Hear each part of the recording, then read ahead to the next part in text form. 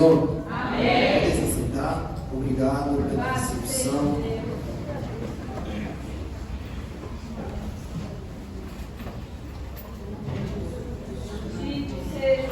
Meus irmãos, eu quero glorificar a Deus por esta rica oportunidade que o Senhor nos concede de estar na sua presença para adorar o nome dele.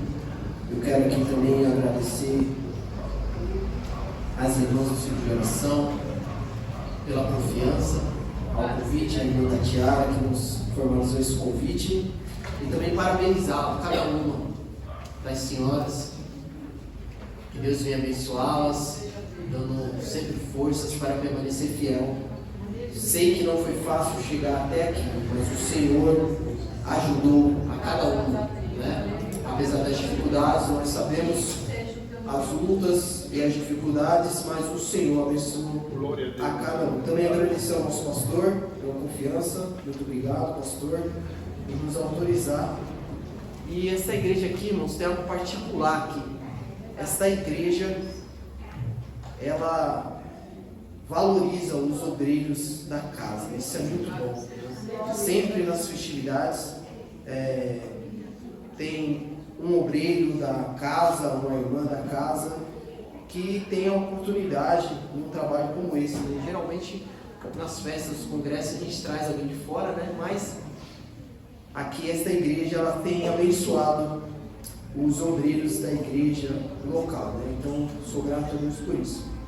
Meus irmãos, eu sei que a hora está bem avançada, mas eu preciso entregar aquilo que o Senhor colocou em meu coração. Abra sua Bíblia, por gentileza, segundo as Crônicas, tema da festividade, capítulo 7.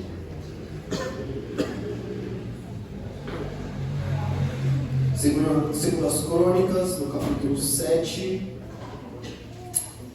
nós vamos ler o versículo 13 e o versículo 14.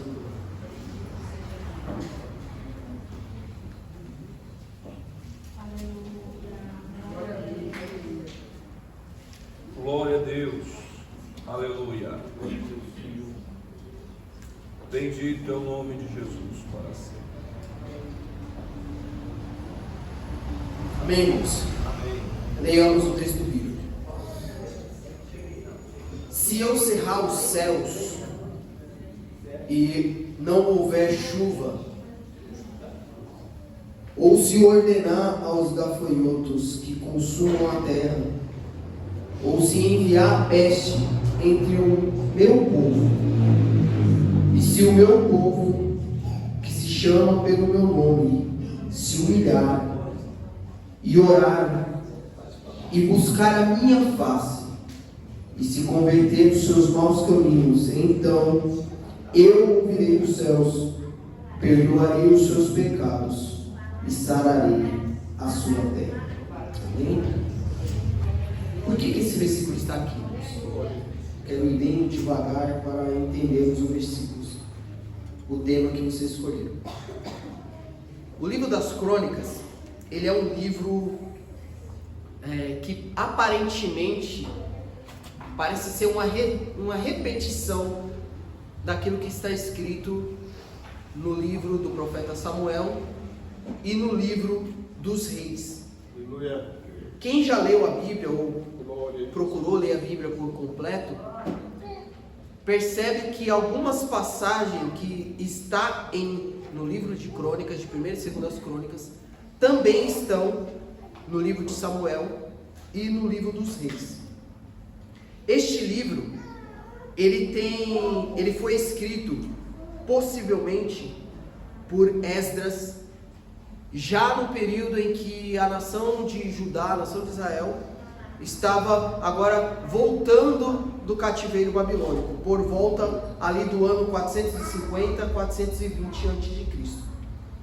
Segundo a tradição judaica, foi Esdras que escreveu este livro. E o objetivo e o público-alvo deste livro era justamente os judeus remanescentes que retornaram do exílio da Babilônia. E o objetivo ali de Esdras e do escritor desse livro era de relembrar ao povo todos os Deus para com a nação de Israel a partir da monarquia.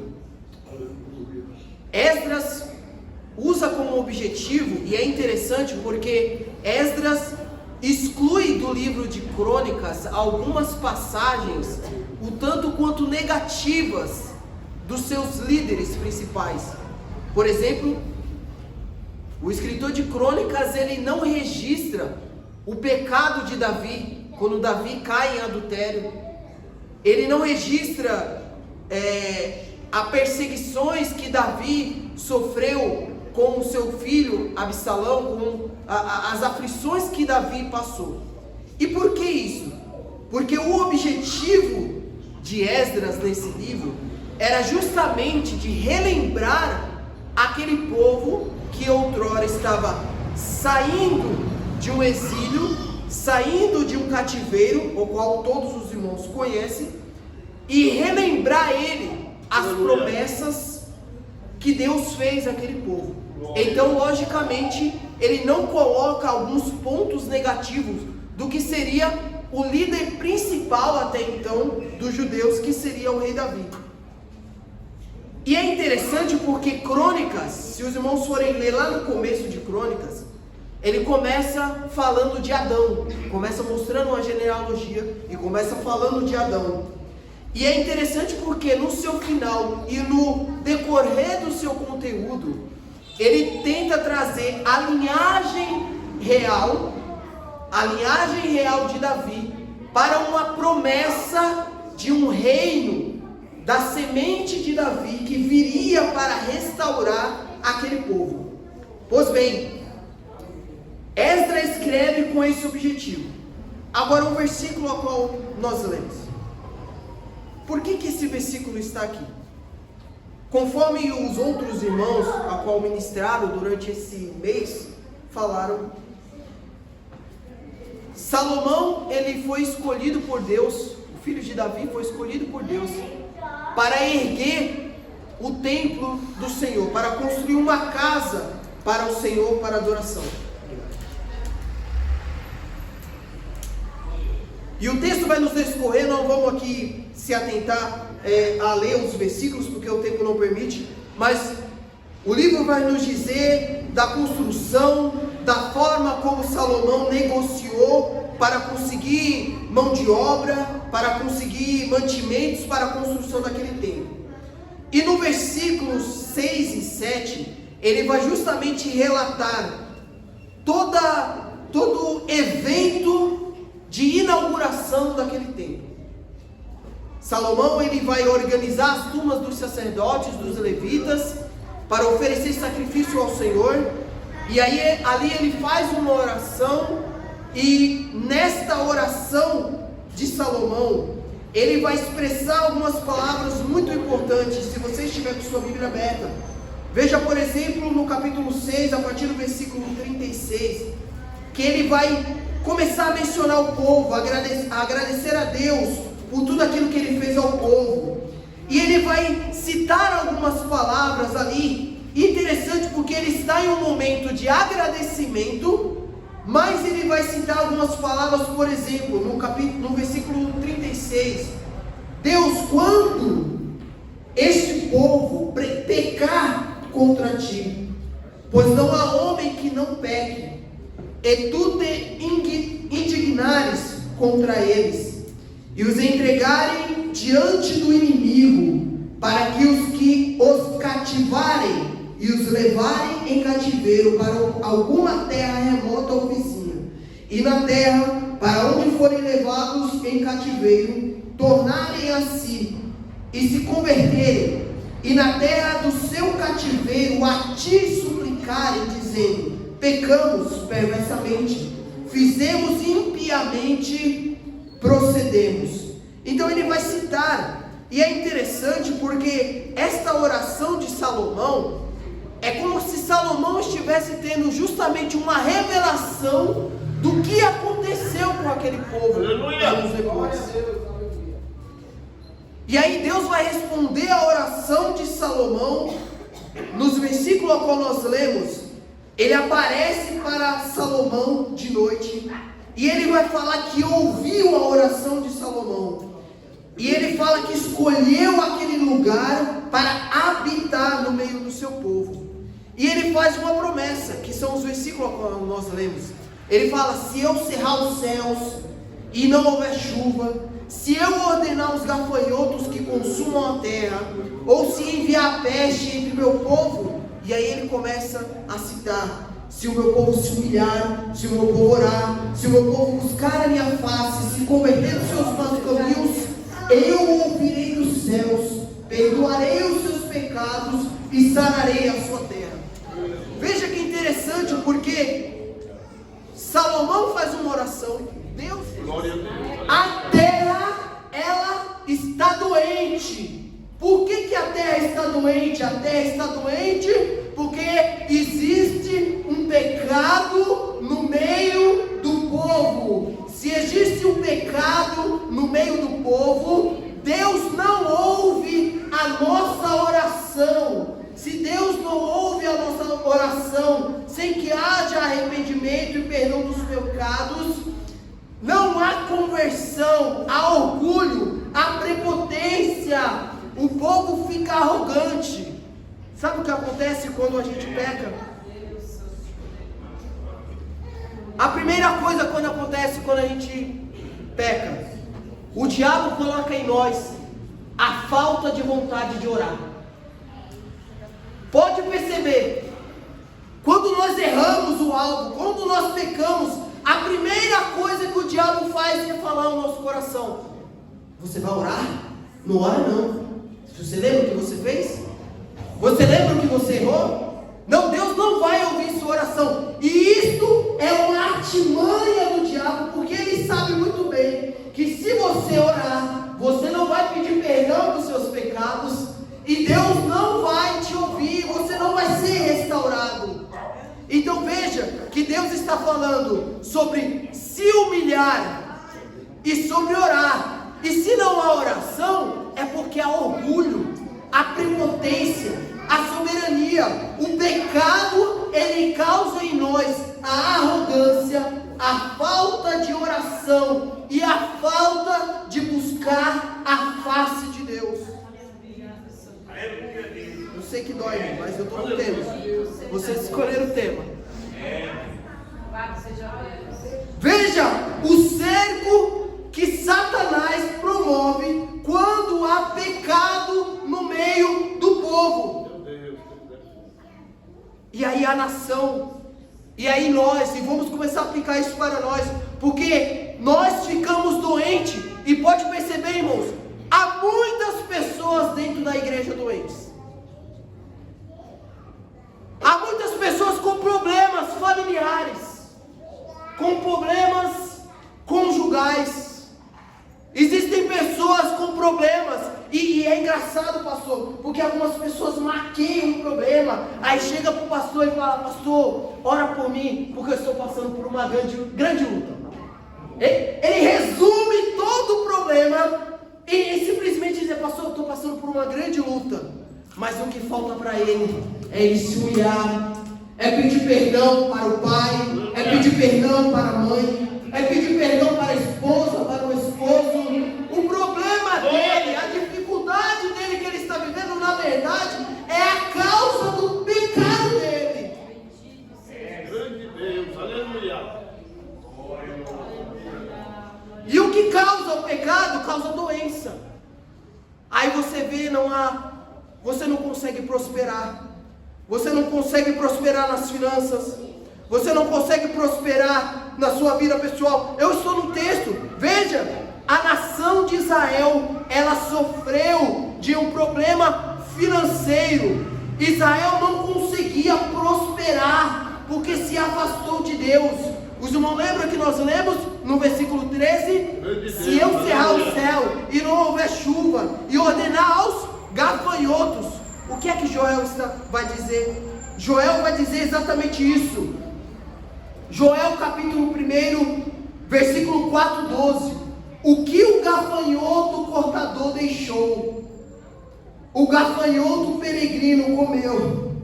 O que o gafanhoto peregrino deixou, o gafanhoto devastador comeu. E o que o gafanhoto devastador deixou, o gafanhoto devorador comeu. Ageu capítulo 1, versículos 6 e 7 vai dizer: vocês semeiam muito, aleluia, vocês recolhem pouco, comeis, porém vocês não se fartam, vocês bebem, porém não saciais a sede, vocês se vestem, porém não há quem se aquece, e quem recebe um salário, recebe como um saco furado. Deus Santo e Poderoso.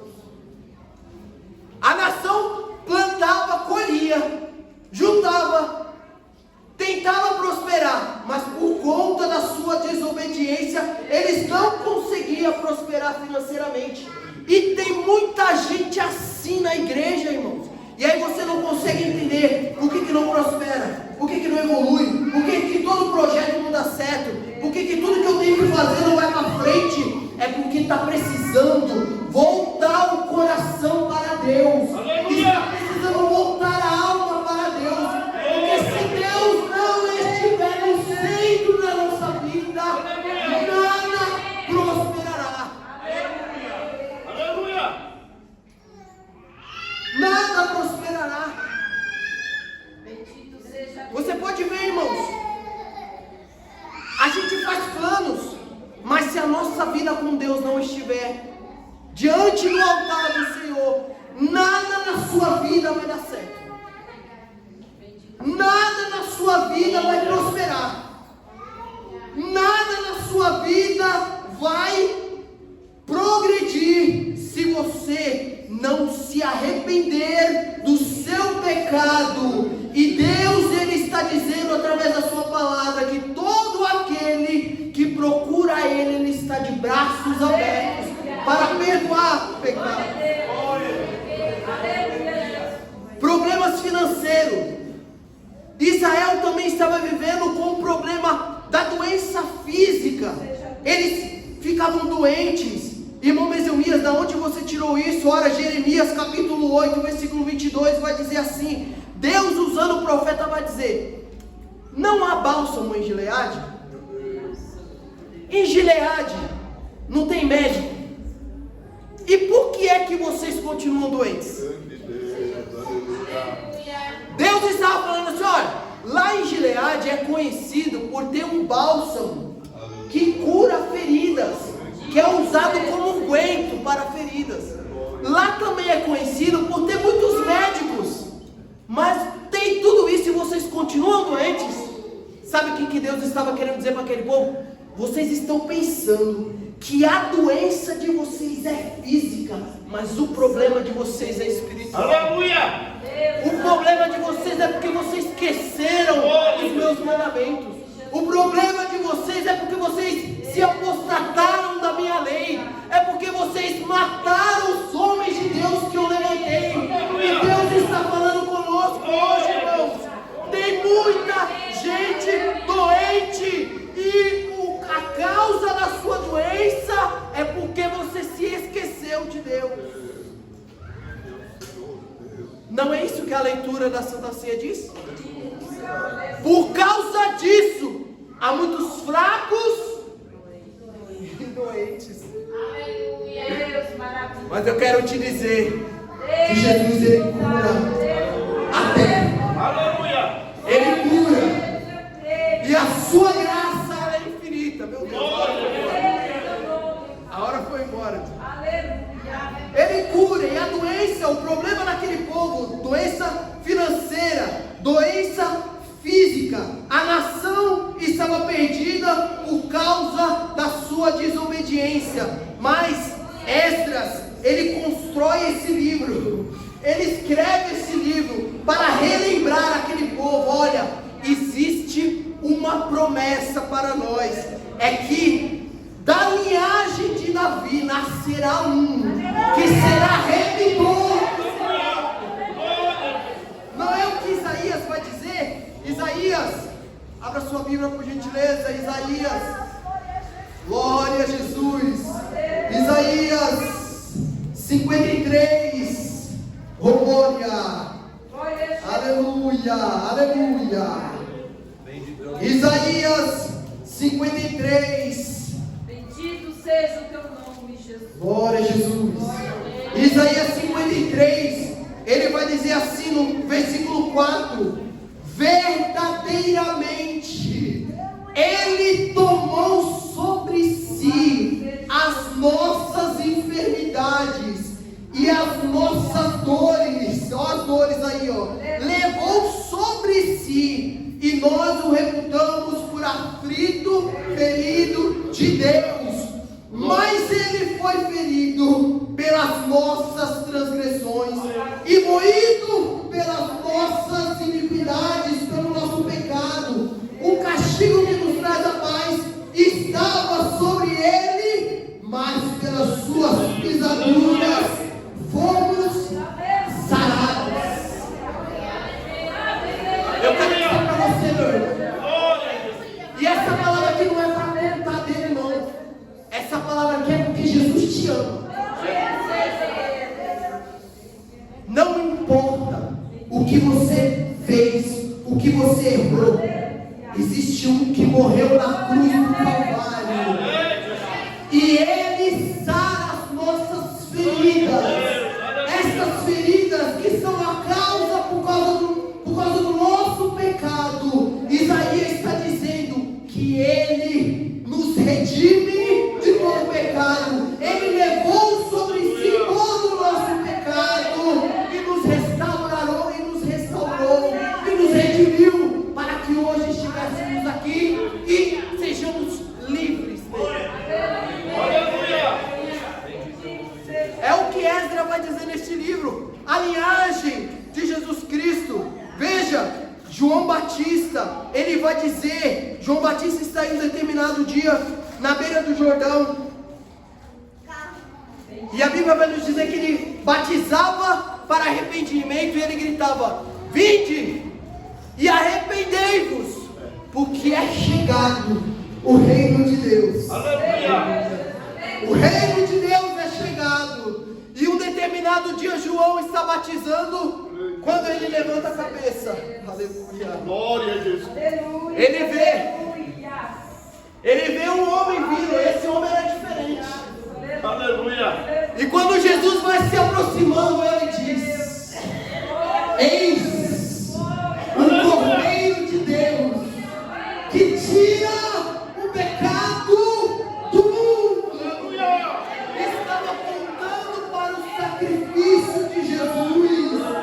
Jesus, o filho de Davi, o plano de Deus para restaurar a humanidade do seu pecado. Eu quero dizer para você, meu irmão, o diabo colocou na sua mente que o seu pecado, que você não é digno de estar aqui, que você não deveria estar aqui, que você deveria estar bebendo, que você deveria estar aí na imundícia desse mundo. Mas eu quero dizer que Deus reservou esse dia para dizer que Ele te ama, e Ele morreu na cruz do Calvário por amor a você.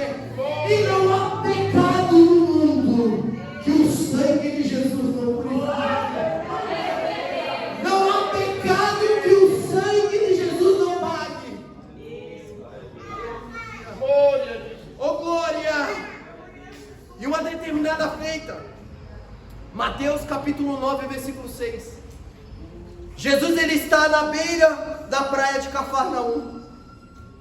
E aí a multidão cercando Jesus. E aí trazem para Jesus um paralítico.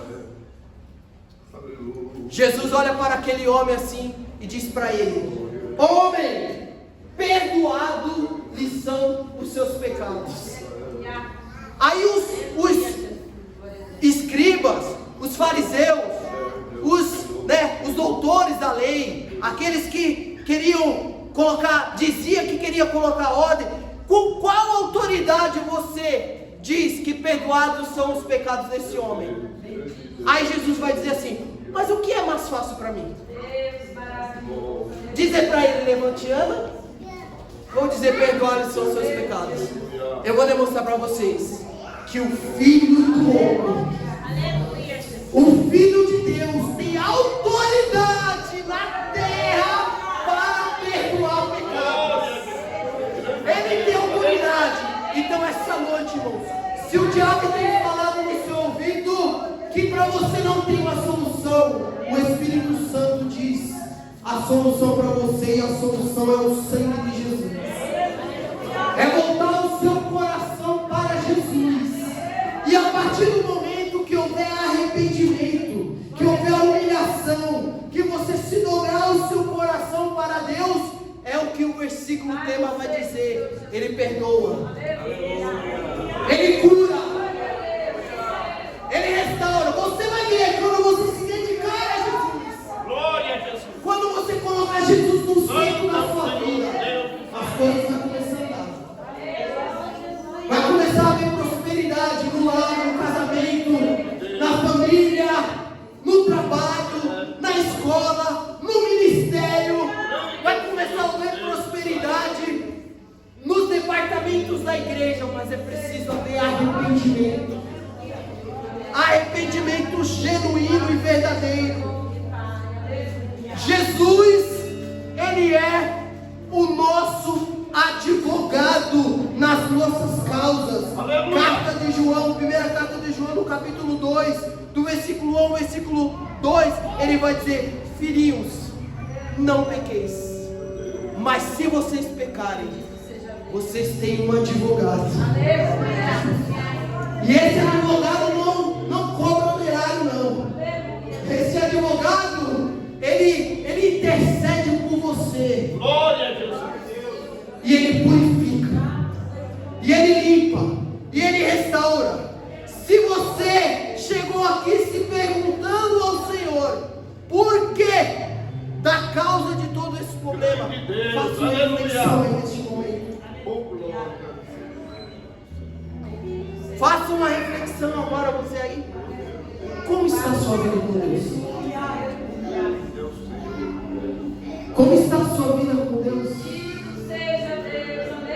Sabe por que Jesus não batiza mais com o Espírito Santo? É porque nós se apostatamos dele.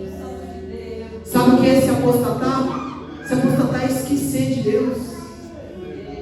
Aí a gente só começa a participar da igreja por mera rotina. Não tem nada para fazer domingo, vamos para a igreja. Isso é pecado. Pecado não é só fornicação, não é só adultério, não é só roubar, não é só matar. Se esquecer de Deus também é pecado. E aí tem gente assim dentro da igreja. Ele está na igreja, mas ele não está vivendo aquilo. E aí Jesus não opera, Jesus não liberta, Jesus não transforma. Vira uma mera rotina sua vir à igreja. Jesus não faz nada. A gente faz congresso, termina o congresso, Jesus não salva, Jesus não batiza, Jesus não transforma. Mas essa noite a palavra está vindo para operação em você essa noite. Se o meu povo clamar pelo meu nome, eu estou disposto a ouvir, perdoar os seus pecados e sarar a sua terra. Glória a Jesus. Se coloque de pé, por gentileza. É como eu falei, sábado essa igreja vira de ponta cabeça. Hoje quem vai virar de ponta cabeça é você. Não adianta fazermos nada se não estamos em comunhão com Deus. Nada do que realizarmos, do que fazemos, seja mais bonito que for, se Deus não estiver no meio de nós, através da santidade, Ele não vai operar. E eu quero aqui orar, mas eu quero fazer um convite. Eu quero fazer um convite a você. Eu não sei se por acaso tem aqui alguém que ainda não aceitou a Jesus. Esse Jesus que eu preguei, Ele perdoa o pecado. Esse Jesus que eu preguei, Ele transforma a vida. Esse Jesus que eu preguei, ele muda o caráter do homem. Grande é o Senhor. E eu quero fazer um convite para você essa noite. A palavra foi pregada. Você que quer aceitar esse Jesus, que quer reconhecer esse Jesus como seu Salvador da sua vida e obedecer os seus mandamentos, faça um sinal com a sua mão.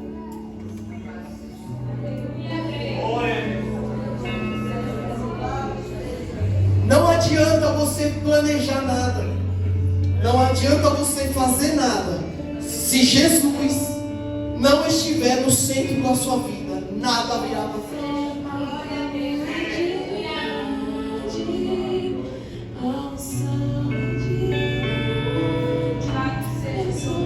Veja, irmãos, veja como é difícil até mesmo para orar nesse momento.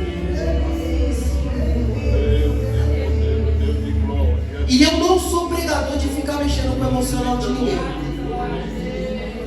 Aqui é tete a tete com Deus agora. Nós estamos vivendo um tempo de mensagens que maqueia, que mexe com o ego da pessoa, que mexe com o emocional da pessoa. E aí você se alegra aqui, você pula, você grita, você faz tudo, mas quando sai da mesma forma. Sabe por quê? É porque a cirurgia não foi efetiva.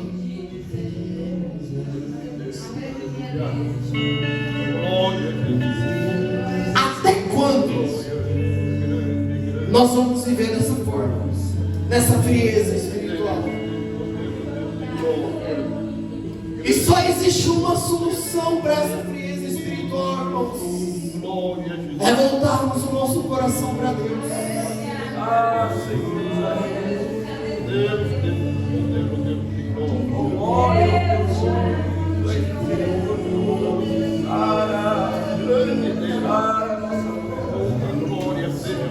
Senhor Jesus, meu Pai,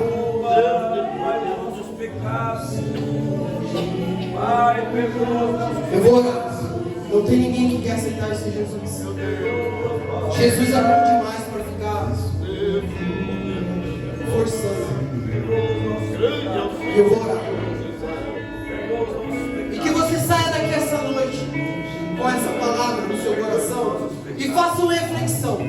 Até domingo nessa festividade. O que precisa mudar em você para Deus começar a operar? Senhor, meu Deus e meu Pai. Pai querido, eu preguei a sua palavra, Senhor. Senhor, só tu sabes como entramos aqui essa noite, Senhor. Senhor, só tu sabes, meu Pai, como cada um entrou aqui a essa noite. O Senhor sabe o que passa, Senhor Jesus, no íntimo do íntimo. Aleluia. O Senhor sabe, meu Pai amado, o que passa, Senhor Jesus, no fundo do coração de cada um, meu Deus. Senhor, meu Deus, onde há, Senhor, essa noite um coração quebrantado, Senhor, pela sua palavra essa noite, arrependido, Senhor, meu Deus. A tua palavra foi pregada, que o Senhor perdoa, que o Senhor restaura. Eu te peço, Senhor Jesus amado, oh Deus querido, não deixa, Senhor Jesus, que o orgulho, que a arrogância, Senhor, nos afaste de ti, Senhor. Pai, nós nos humilhamos na tua presença agora, Pai amado. Pai, perdoa, Senhor Jesus, as nossas iniquidades, Senhor. Perdoa, Senhor, as vezes que nós tratamos a sua obra, Senhor Jesus, como qualquer coisa, Senhor. Quando, Senhor Jesus, simplesmente estamos, Senhor Jesus, fantasiando uma vida de crente, Senhor, mas na verdade estamos com nossa vida podre diante de ti, Senhor. Pai, nós nos rendemos a ti essa noite agora, Pai, através da sua palavra, Senhor Deus.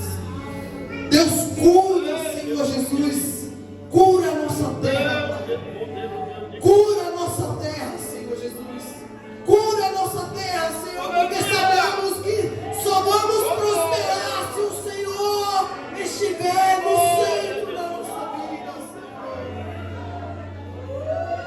Santo eterno, meu Deus, vai derramando, Pai, da tua graça. Santo Espírito ouça, de Deus. Senhor Jesus, a nossa oração do teu povo. Ouça a oração do teu povo, Pai amado. Senhor meu Deus, Satanás falou para esta vida, Senhor Jesus, que não há mais solução para ela, mas a sua palavra foi pregada, que o seu sangue na cruz do Calvário vertido restaura a vida, restaura a vida, Senhor Jesus. Liberta agora dos vícios, meu Pai. Liberta, Senhor Jesus, dos vícios, Senhor Deus, agora. Porque uma casa limpa e restaurada, o teu Espírito tem liberdade para trabalhar. O teu Espírito Santo tem liberdade para operar em nosso meio. É o que eu te peço, Senhor, em nome de Jesus, Pai. Amém.